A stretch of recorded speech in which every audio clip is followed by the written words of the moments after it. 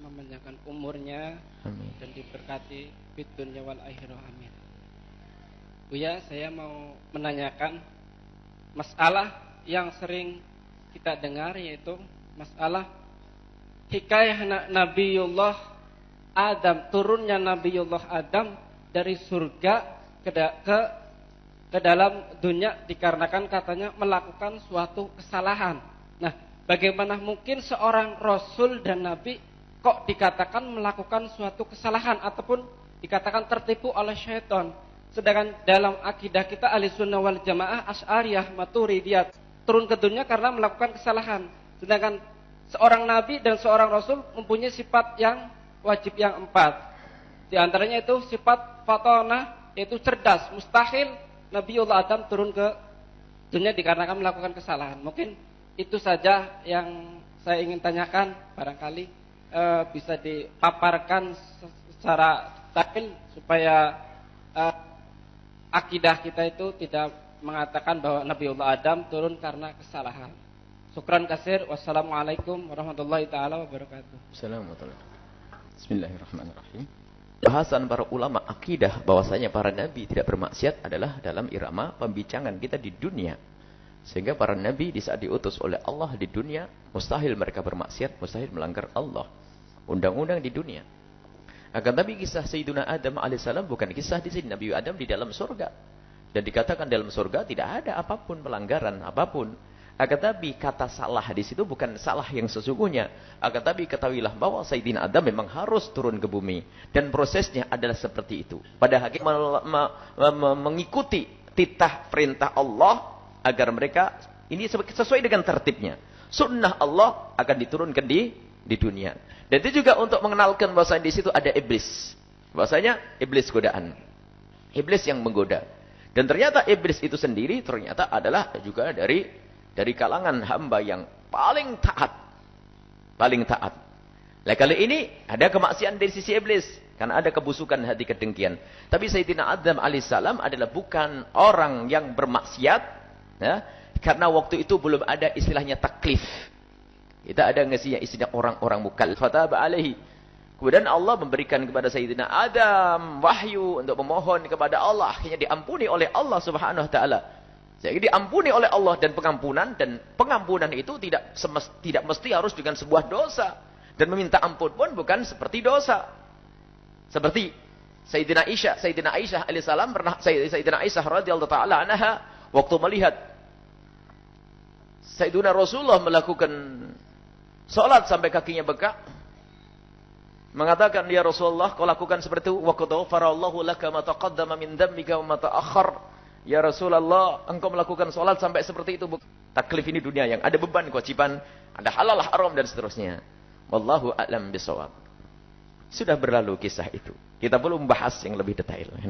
Itu sudah berlalu dan kisah Sayyidina Adam pun sudah diampuni oleh Allah. Kalaupun dianggap dosa menurut Allah, sudah diampuni oleh Allah subhanahu wa ta'ala.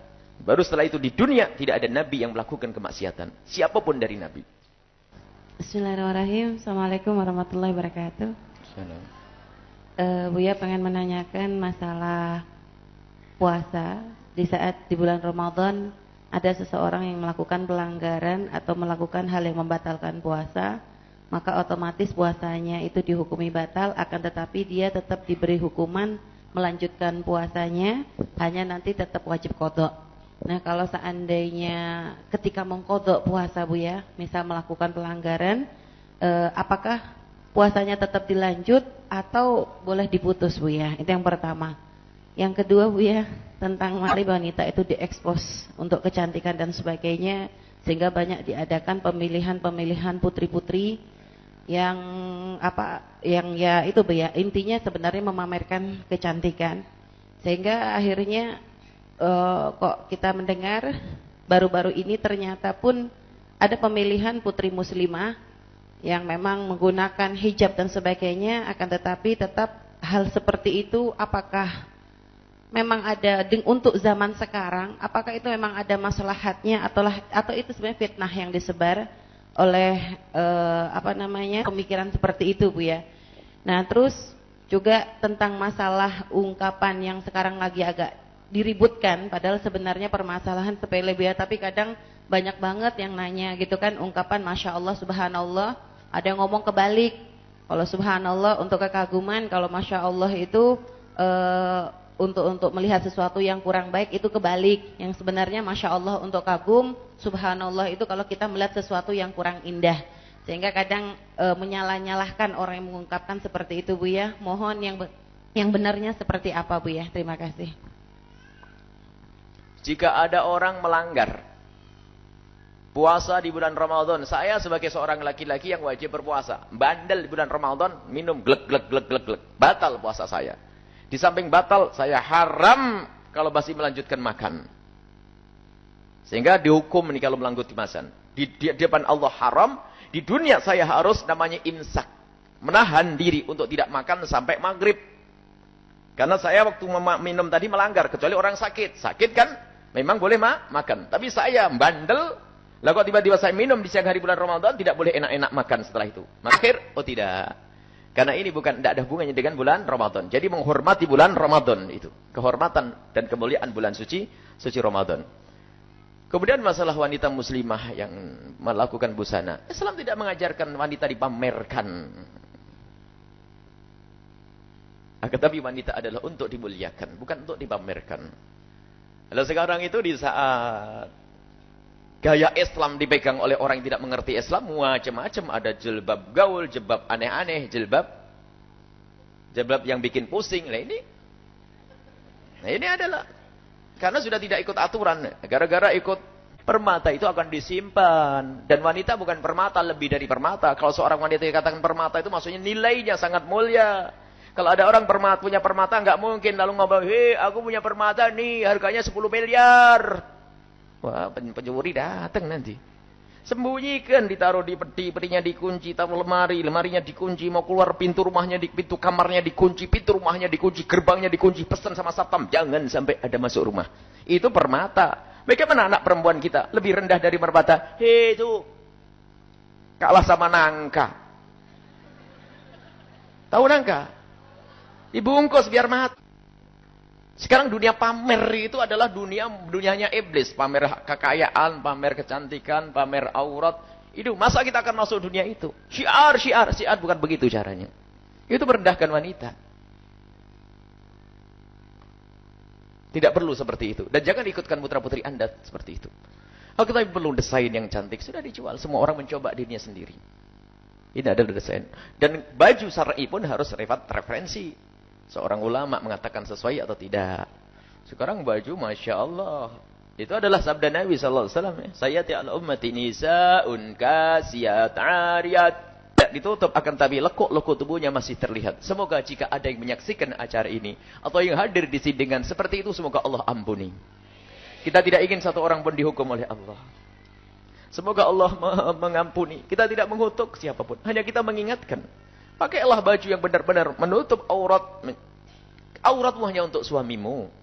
Kecantikanmu hanya untuk suami, bukan untuk diobral di pinggir jalan. Ya? Kecantikanmu hanya untuk suamimu. Dan wanita mulia, wanita yang merasa risih jika kecantikannya disaksikan orang lain. Dan kita menemukan wanita-wanita mulia di kampung mulia. Di Tahrim sana itu. Wanita itu kalau ada laki-laki berjalan di belakangnya tolong seminggir. Baik, jadi tidak usah seperti itu. Kemudian masalah. Orang itu aneh-aneh. Masya Allah, kadang-kadang WWA.